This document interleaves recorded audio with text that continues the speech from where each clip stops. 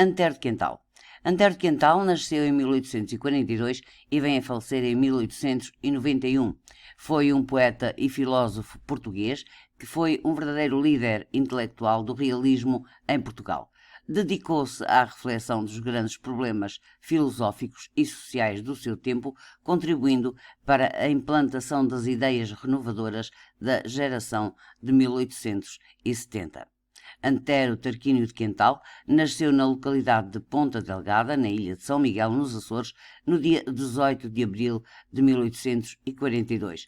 Com 16 anos, Antero de Quental ingressou no curso de Direito na Universidade de Coimbra. Ainda estudante em Coimbra, Antero de Quental liderou um grupo de estudantes que repudiava as velhas ideias do romantismo, causando uma polémica entre a velha e a nova geração de poetas. Em 1871, Antero de Quental, Essa de Queiroz, Oliveira Martins e Ramalho Ortigão organizam uma série de conferências democráticas que foram realizadas no Casino Lisbonense, com o intuito de fazer uma reforma na sociedade portuguesa.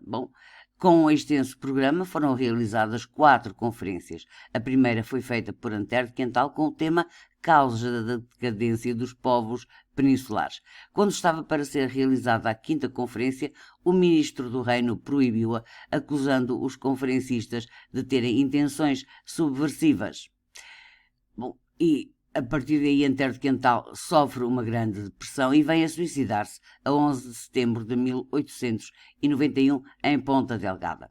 O poeta começa por apresentar uma utopia romântica que evolui para um realismo político e se encerra na introspeção filosófica. Por isso, nas suas obras, é possível identificar a busca pela forma perfeita do soneto, mas também o pessimismo, a melancolia e a obsessão pela morte. Além disso, o autor possui poemas marcados por idealização amorosa e misticismo, mas também dispõe de uma produção caracterizada pela crítica sociopolítica.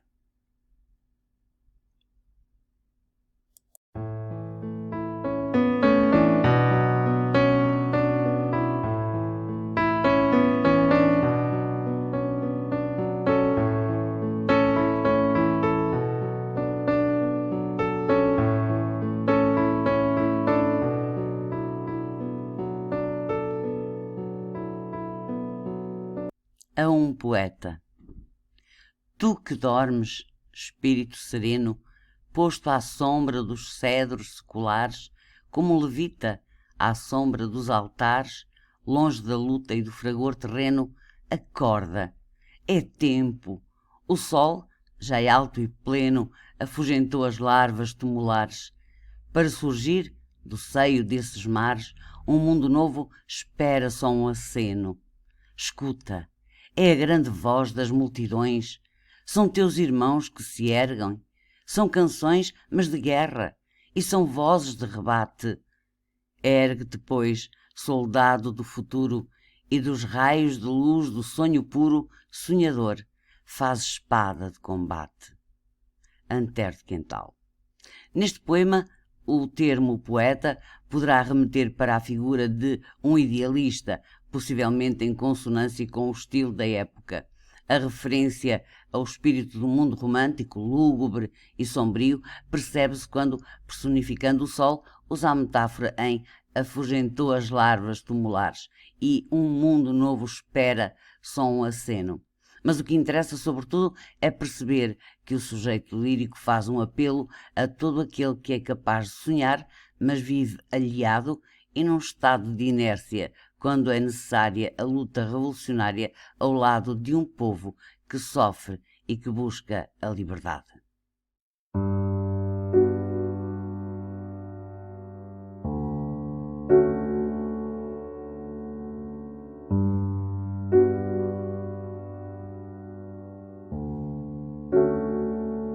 O Palácio da Ventura.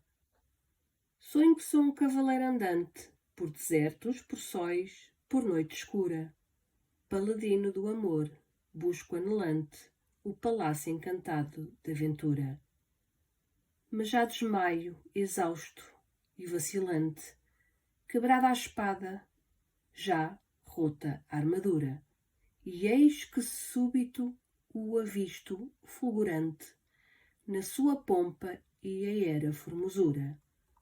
Com grandes golpes bate à porta e brado: eu sou o vagabundo, o deserdado, abri-vos, portas de ouro, ante meus ais. Abrem-se as portas de ouro com fragor, mas dentro encontro só o cheio de dor, silêncio e escuridão e nada mais. Antero de Quental.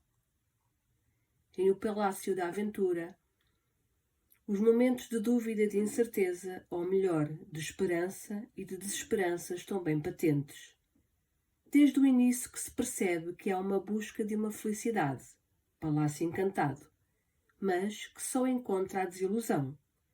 Caminha ansiosamente na busca da concretização de um sonho, mas no final apenas encontra silêncio, escuridão e nada mais. O próprio caminho é feito de confiança e decepção, de expectativa e desengano.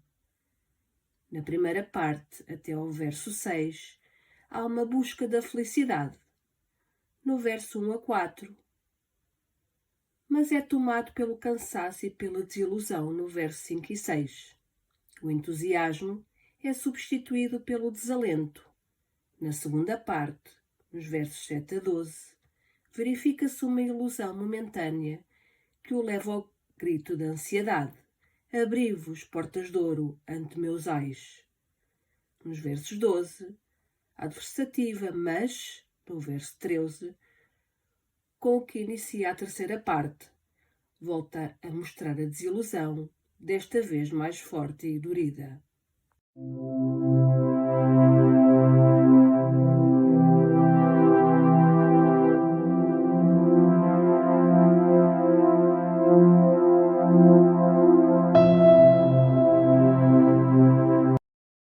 Evolução Antero de Quental.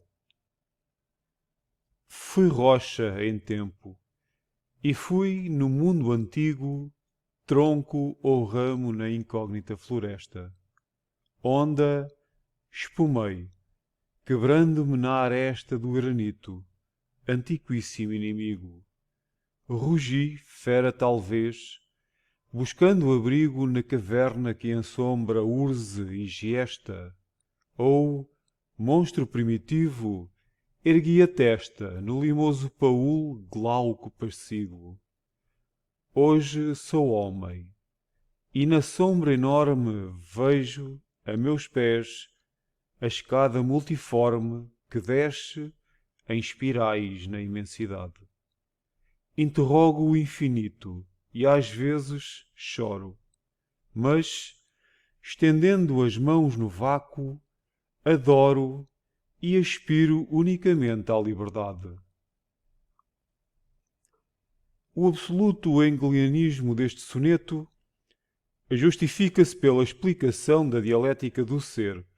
O que foi, fui rocha, fui tronco ou ramo na incógnita floresta, e o que é, hoje sou homem. Concentrada na aspiração da liberdade, e aspiro a única liberdade.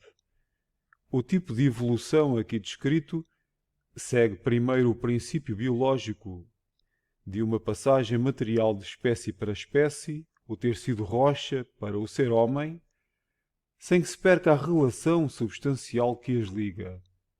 As quadras e o primeiro terceto dão conta deste evolucionismo biológico, fechando o soneto com 3 versos de profunda inspiração hegeliana.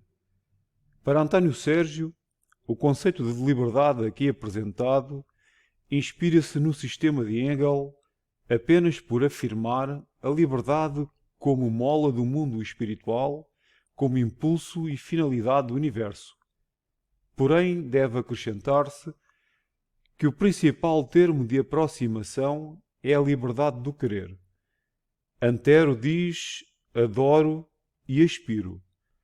Tal como em Hegel, o principal fim da vontade humana é atuar livremente.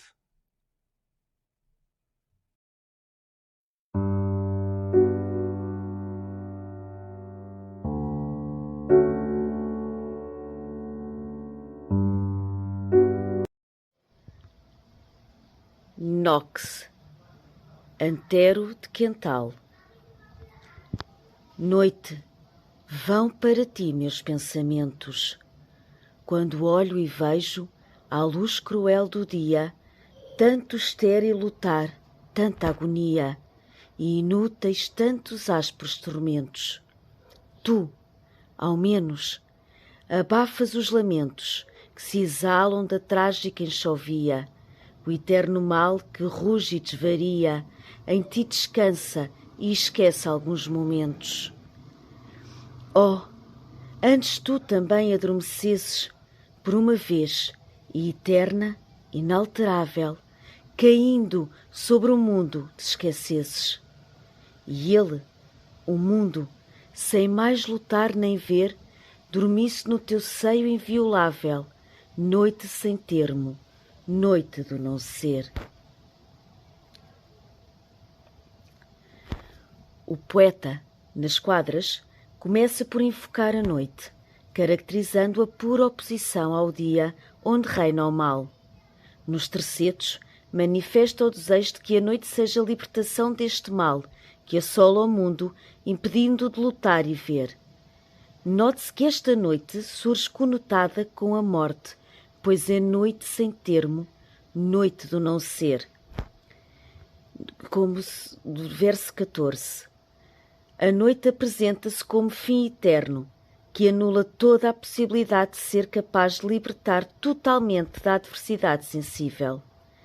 Os elementos apolíneos que surgem na referência à luz cruel do dia, verso 2, em que decorreram as suas lutas, são substituídos pelos noturnos, que melhor lhe permitem exprimir a agonia e a inutilidade dos tormentos passados. Considera que o seu apostolado social não lhe permitiu a realização do sonho. Não foi mais do que tanto estéril lutar, tanta agonia. Verso 3. Sente-se em glória a sua luta e a luta do homem ao longo da história.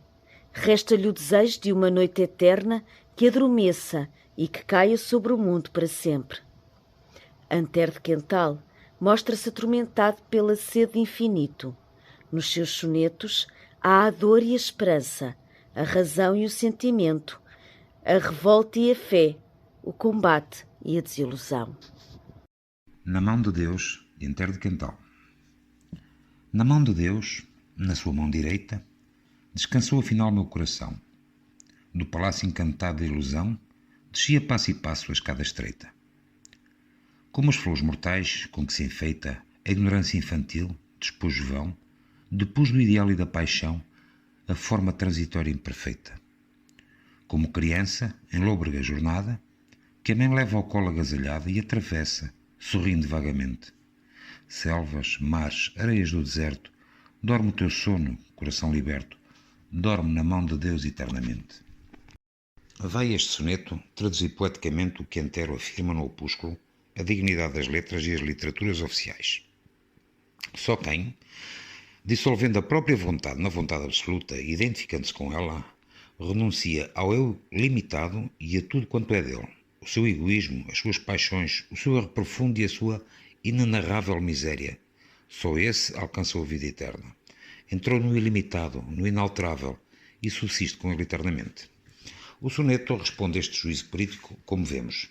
Rejeitada a forma transitória imperfeita do ideal e da paixão, cujo pensamento sublinhamos na transcrição precedente, finalmente livre, dorme na mão de Deus eternamente, alcançou, como disse, a vida eterna.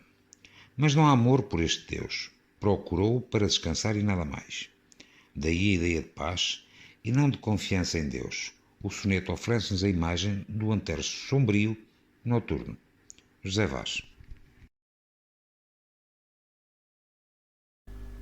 E o primeiro episódio do programa Dançam as Letras chega ao fim. Nele participaram Raquel Nené, João Mota, Cátia Martins, José Vaz e eu, Isabel Martins. Espero que o ouvinte tenha gostado e que nos acompanhe no próximo episódio, que será sobre Cesário Verde. Fique bem e com boas leituras.